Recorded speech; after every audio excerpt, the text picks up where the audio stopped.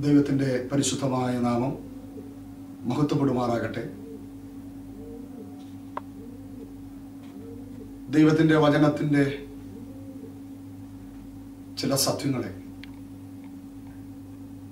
നിങ്ങളുടെ മുമ്പിൽ സംസാരിക്കുന്നതിൽ എനിക്ക് വളരെ സന്തോഷമുണ്ട്. എൻ്റെ ആത്മീക ജീവിതത്തെ ശരിയായ ഒരു ലക്ഷ്യത്തിലേക്ക് കൊണ്ടുവരുവാൻ മുഖാന്തരമായ ഒരു ദൈവിക ചിന്തയാണ് ഞാൻ നിങ്ങളോട് സംസാരിക്കുന്നത്. കഴിഞ്ഞ 9ഓളം വർഷങ്ങളായി ഞാൻ യേശുവിനെ പ്രസംഗിക്കുന്നു. പക്ഷേ ചില നാളുകൾ മാത്രമേ ആയുള്ളൂ ദൈവം ആഗ്രഹിക്കുന്ന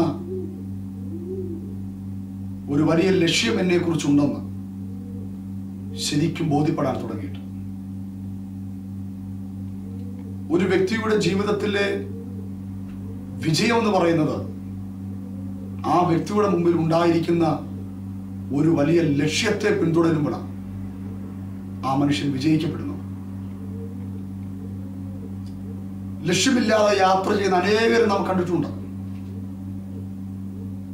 ഒരു ലക്ഷ്യവും അവരുടെ ജീവിതത്തിലില്ല. അവർക്കൊന്നും വിജയിക്കാൻ കഴിയുകയില്ല.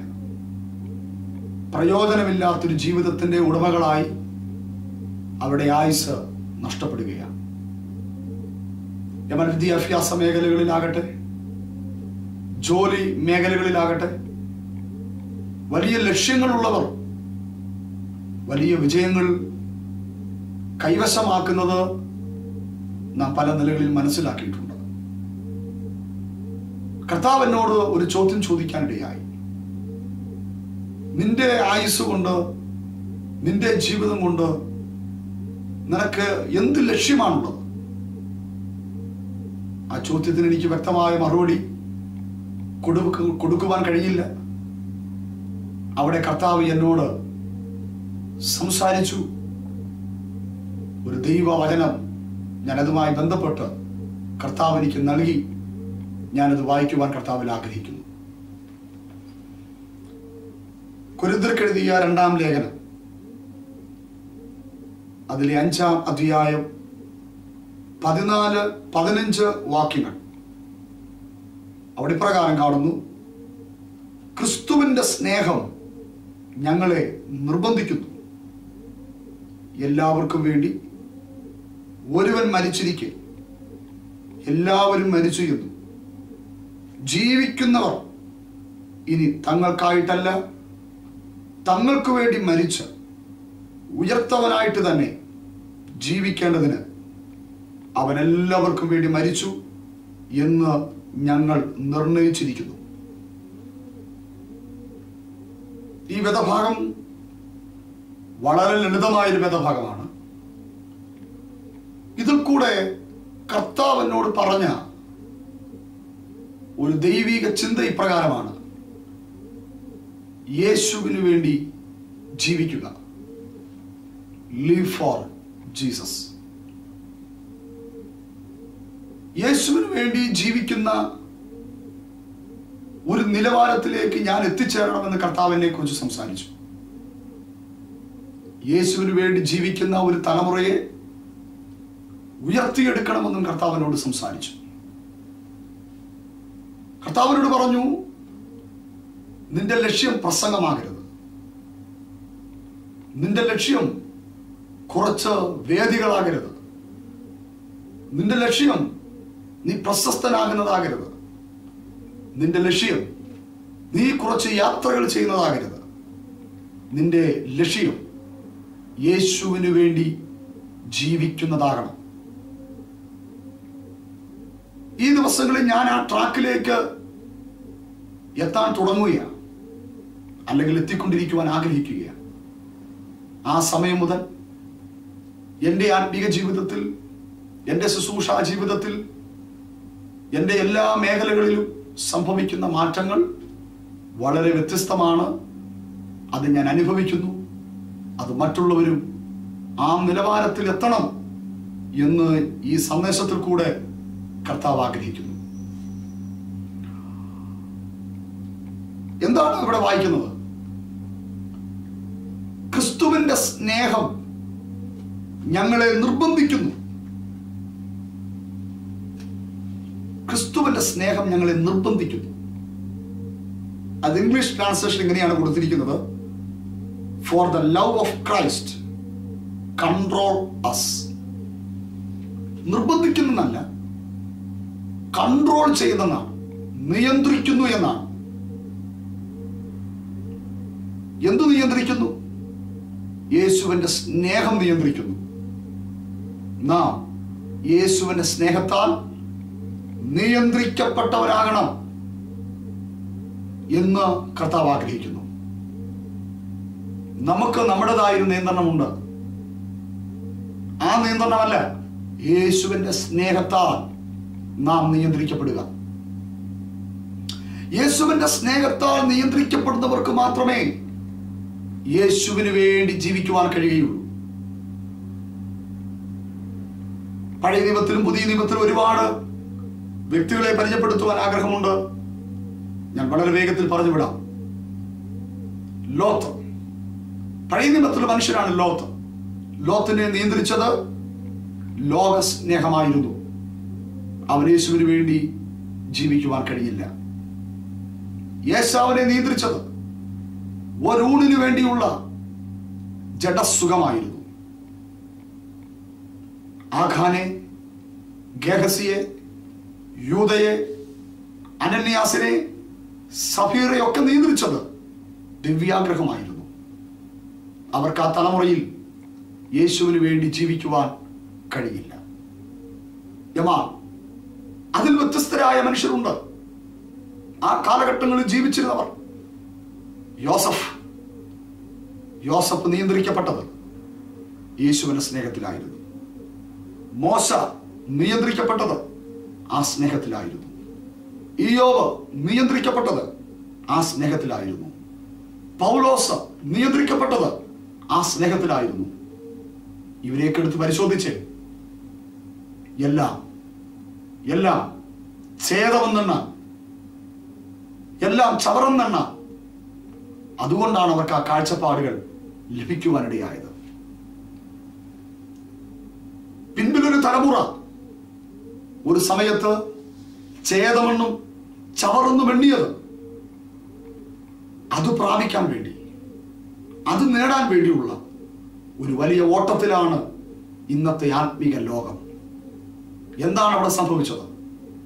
അധികാരങ്ങൾക്കും സ്ഥാനമാനങ്ങൾക്കും പ്രശസ്തിക്കും വേണ്ടി ഓടുന്ന ഗേഹസിമാർ, ഓടുന്ന ആഖാന്മാർ, ഓടുന്ന ലോത്തുമാർ, ഓടുന്ന യേസാവുമാർ. എന്താണ് കാരണം? അവരെ നിയന്ത്രിക്കുന്നത് യേശുവിന്റെ സ്നേഹമല്ല. ഇവിടെ പൗലോസ് പറയുന്നു, യേശുവിന്റെ സ്നേഹം നിങ്ങളെ നിയന്ത്രിക്കണം. അങ്ങനെ നിയന്ത്രിക്കുന്നവർക്ക് മാത്രമേ യേശുവിന് വേണ്ടി ജീവിക്കുവാൻ കഴിയുകയുള്ളൂ. ആ വാക്യം വളരെ വ്യക്തമാക്കുകയാണ്. ക്രിസ്തുവിന്റെ സ്നേഹം ഞങ്ങളെ നിർബന്ധിക്കുന്നു അല്ലെങ്കിൽ നിയന്ത്രിക്കുന്നു.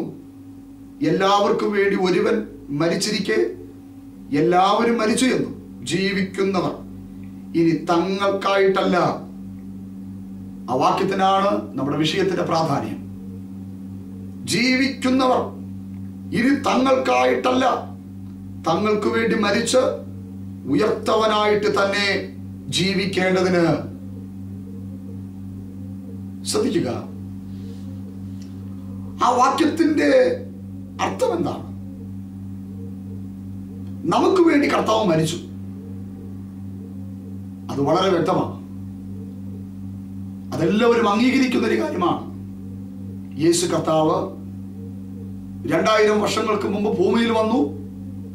മനുഷ്യന്റെ പാപത്തിന്റെ പരിഹാരത്തിനായി അവൻ മരിച്ചു. വളരെ യാഥാർത്ഥ്യമുള്ളൊരു കാര്യമാണ്. നമുക്ക് വേണ്ടി മരിച്ചു യേശു കർത്താവ്.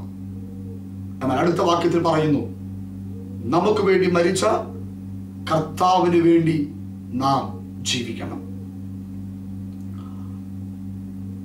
യേശുവിന് വേണ്ടി നാം ജീവിക്കണം. ജീവൻ നൽകിയ യേശുവിന് വേണ്ടി ജീവിക്കുക. ആ ഒരു വാക്കാണ് എന്നെ ഭയങ്കരമായി സ്പർശിച്ചത്.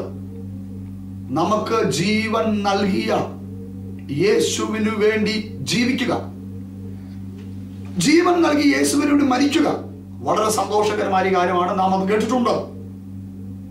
ജീവൻ നൽകിയ യേശുവിന് വേണ്ടി രക്തസാക്ഷികളായി മരിക്കപ്പെട്ട അനേക ഭക്തന്മാർ കഴിഞ്ഞ നാളുകളിൽ ഉണ്ടായിരുന്നു, ഈ നാളുകളുമുണ്ട്. വളരെ പ്രതിഫലമുള്ളൊരു കാര്യമാണ്, ജീവകിരീടം ലഭിക്കുന്നൊരു കാര്യമാണ് യേശുവിന് വേണ്ടി മരിക്കുക. നമ്മൾ ഇവിടെ പറയുന്നത് അതല്ല. യേശുവിന് വേണ്ടി മരിക്കുക എന്ന് പറഞ്ഞാൽ ഒരു ദിവസം കൊണ്ടോ ഒരു നിമിഷം കൊണ്ടോ അവസാനിക്കുന്നു. സമർപ്പണം വേണം അതിന്. പക്ഷെ ഞാൻ ഈ ഭാഗം ചിന്തിച്ചപ്പോൾ അതിനേക്കാളും കാഠിന്യമേറിയ പ്രയാസമേറിയ ഒന്നാണ് എനിക്ക് ജീവൻ നൽകിയ യേശുവിന് വേണ്ടി ജീവിക്കുക. എത്ര നാൾ എനിക്ക് ഈ ഭൂമിയിൽ കർത്താവ് ജീവിക്കുവാൻ നൽകിയ ദിവസങ്ങൾ, മാസങ്ങൾ, വർഷങ്ങൾ എത്രയാണ്, അത്ര നാളും യേശുവിന് വേണ്ടി ജീവിക്കുക. അതായിരിക്കണം നമ്മുടെ ജീവിതത്തിന് ഏറ്റവും വലിയ ലക്ഷ്യം. ഞാൻ എനിക്ക് വേണ്ടി ജീവിക്കുന്നവനാകരുത്, ഞാനൊരു സമൂഹത്തിന് വേണ്ടി ജീവിക്കുന്നവനാകരുത്, ഞാനൊരു കുടുംബത്തിന് വേണ്ടി ജീവിക്കുന്നവനാകരുത്, ഞാനൊരു സംഘടനയ്ക്ക് വേണ്ടി ജീവിക്കുന്നവനാകരുത്, ഞാനൊരു സഭയ്ക്ക് വേണ്ടി ജീവിക്കുന്നവനാകരുത്. ഞാൻ ജീവിക്കുന്നതിൻ്റെ ഒറ്റ ലക്ഷ്യം യേശുവിന് വേണ്ടി ആയിരിക്കണം. യേശുവിന് വേണ്ടി ജീവിക്കുക. ഇന്ത്യയിൽ നമ്മളെല്ലാവരും മാനിക്കുന്ന, ആദരിക്കുന്ന മദർ തെരേസ എന്ന മാനിയായ ആ വ്യക്തി. എന്താ മദർ തെരേസ ഇത്ര ആദരണത്തിനും ബഹുമാനത്തിനും മുഖാന്തരമായി മാറിയത്? നമുക്കെല്ലാവർക്കും അതറിയാം. മദർ തെരേസ ജീവിച്ചത് മദർ തെരേസയ്ക്ക് വേണ്ടിയല്ല, മദർ തെരേസ ജീവിച്ചത് മറ്റാർക്കൊക്കെ വേണ്ടിയാണ്. ഒരു ത്യാഗപൂർണമായ ജീവിതമായിരുന്നു. ആ ജീവിതത്തെ നാം ബഹുമാനിക്കുകയും ആദരിക്കുകയും അവരെ ഇന്നും നാം ഓർക്കുകയും ചെയ്യുന്നു. അങ്ങനെയെങ്കിൽ നമുക്ക് വേണ്ടി ജീവൻ നൽകിയ യേശു കർത്താവിന് വേണ്ടി ജീവിക്കുവാൻ ത്യാഗപരമായ ഒരു ജീവിതത്തിൽ കൂടെ മാത്രമേ കഴിയുള്ളൂ എന്ന് നിങ്ങൾ മനസ്സിലാക്കണമെന്ന് കർത്താവ് ആഗ്രഹിക്കുന്നു. റോമാലേഖനം 14-ാം അധ്യായം അതിന്റെ 8-ാം വാക്യത്തിൽ ഇങ്ങനെ വായിക്കുന്നു: ജീവിക്കുന്നെങ്കിൽ നാം കർത്താവിനായി ജീവിക്കുന്നു, മരിക്കുന്നു എങ്കിലും നാം കർത്താവിനായി മരിക്കുന്നു.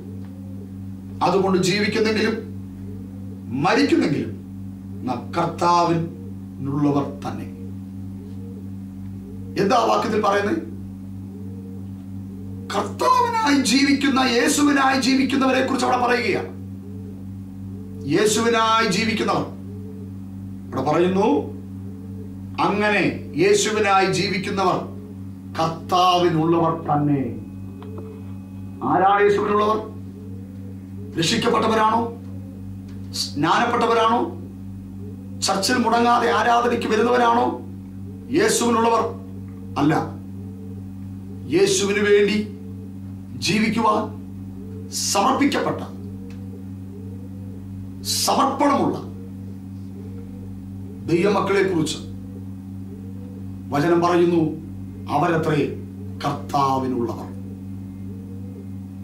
അതുകൊണ്ട് ജീവിക്കുന്നെങ്കിലും മരിക്കുന്നെങ്കിലും നാം കർത്താവിനുള്ളവർ തന്നെ. നാം കർത്താവിനുള്ളവരായി മാറണം.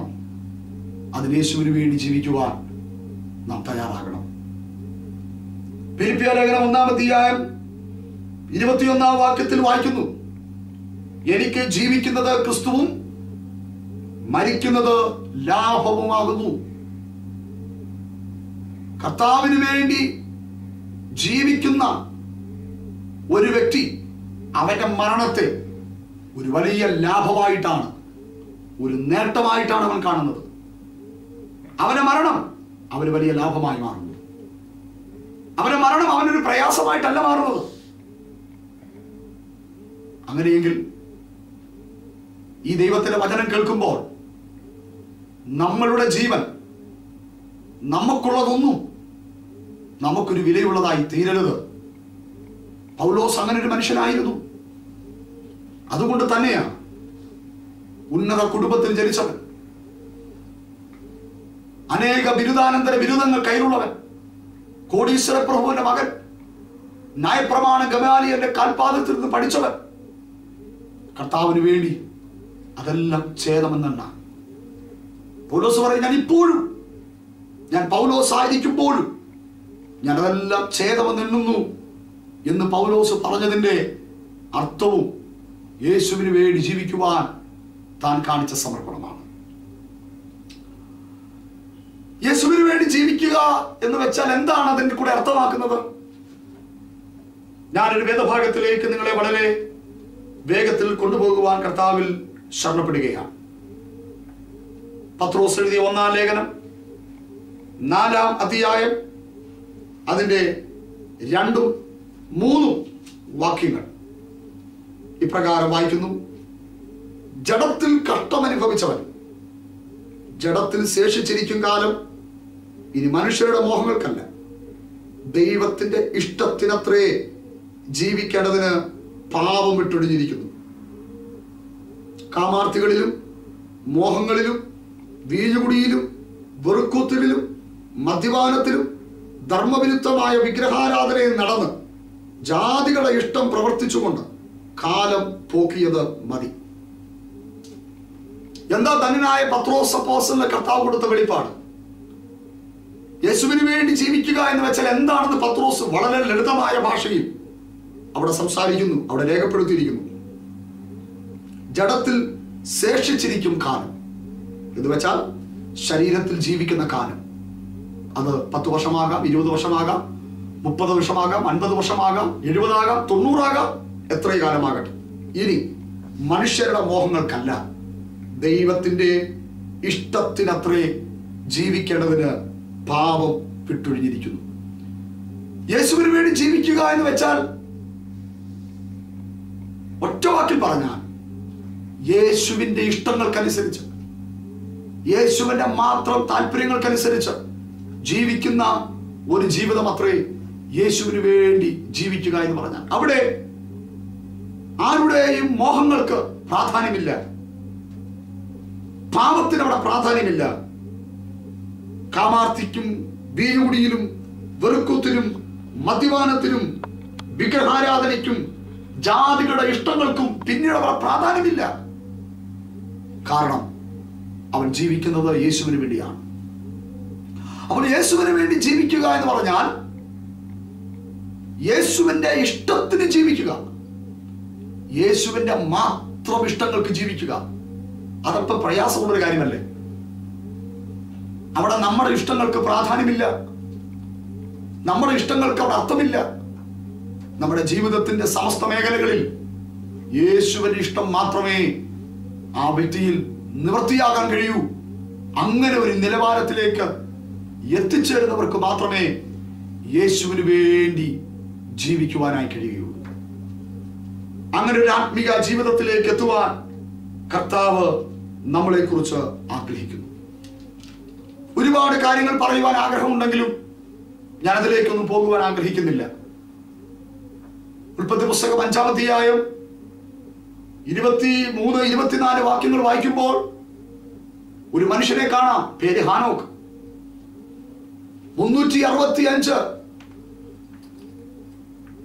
വർഷം ജീവിക്കാൻ ഈ ഭൂമിയിൽ അവസരം ലഭിച്ചവൻ. അവൻ അവിടെ വായിക്കുന്നു, അവന് ലഭിക്കപ്പെട്ട 365 വർഷത്തിൽ 300 സംവത്സരം അവൻ ദൈവത്തോട് കൂടെ നടന്നു. എന്താ ദൈവത്തോട് കൂടെ നടന്നു എന്ന് വെച്ചാൽ അതിന്റെ അർത്ഥം ഒറ്റ വാക്കിൽ മനസ്സിലാക്കാം. ദൈവത്തിന്റെ ഇഷ്ടമനുസരിച്ച്, ദൈവത്തിന്റെ താല്പര്യമനുസരിച്ച്, ദൈവത്തിന്റെ ഹൃദയപ്രകാരം അനുസരിച്ച് ഈ ഭൂമിയിൽ ദൈവത്തിന് വേണ്ടി ജീവിച്ച, യേശുവിന് വേണ്ടി ജീവിച്ച ഒരു തലമുറയായിരുന്നു ഹാനോക്ക്. ഉൽപ്പത്തി പുസ്തകം 5-ാം അധ്യായം മുഴുവനും പഠിക്കുമ്പോൾ അവിടെ കാണുന്നു, പിന്നെ അവൻ മരിച്ചു, പിന്നെ അവൻ മരിച്ചു, പിന്നെ അവൻ മരിച്ചു. അനേകരുടെ പേരുകൾ എടുത്ത് പറഞ്ഞിട്ട് പറയുന്നു, ഹാനോക്കിന്റെ പൂർവ്വപിതാക്കന്മാരുടെ പേരുകൾ എടുത്തിട്ട് അവിടെ പറയുന്നു, പിന്നെ അവൻ മരിച്ചു.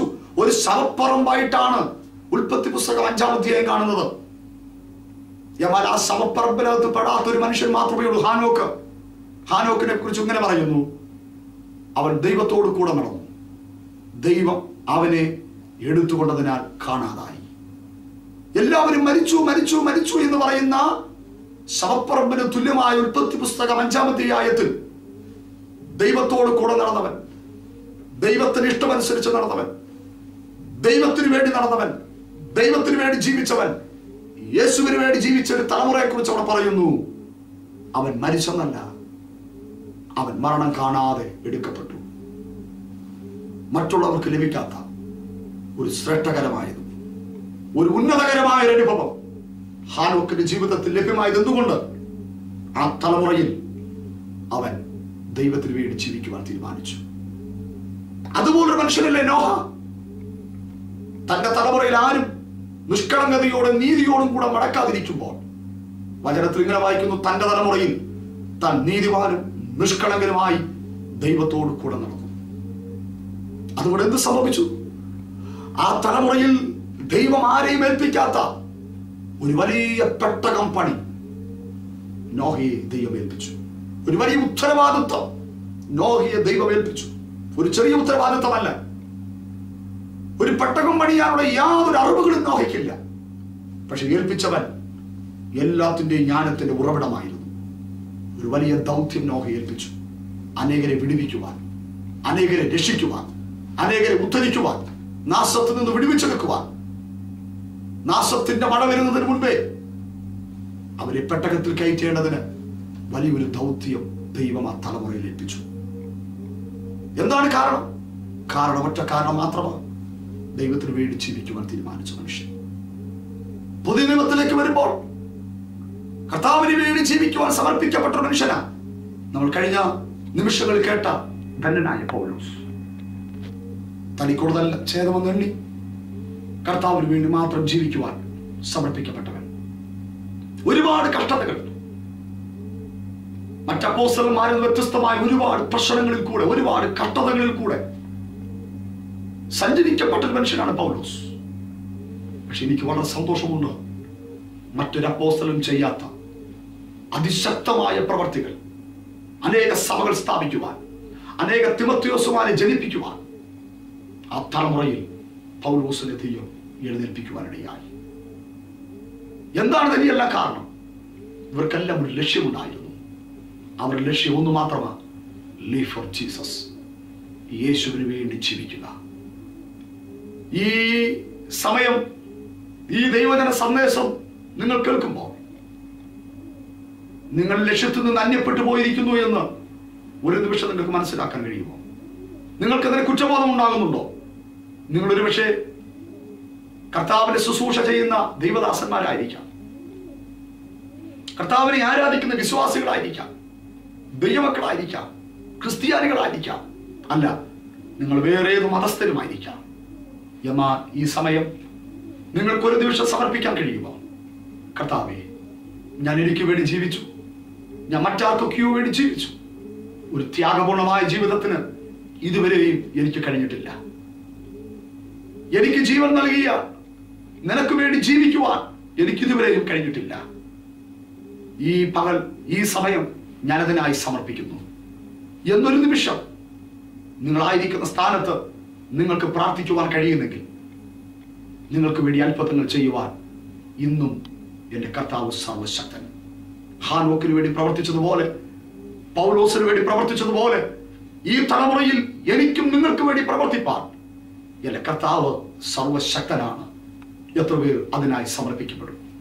നിങ്ങൾ ആയിരിക്കുന്ന സ്ഥാനങ്ങളിൽ നിന്നുകൊണ്ട് നിങ്ങളുടെ കണ്ണുകളെ ദിവസമടച്ച് ഒരു നിമിഷം നിങ്ങൾക്ക് പ്രാർത്ഥിക്കുവാൻ ഈ സമയം നിങ്ങൾ ഉപയോഗിക്കാമോ?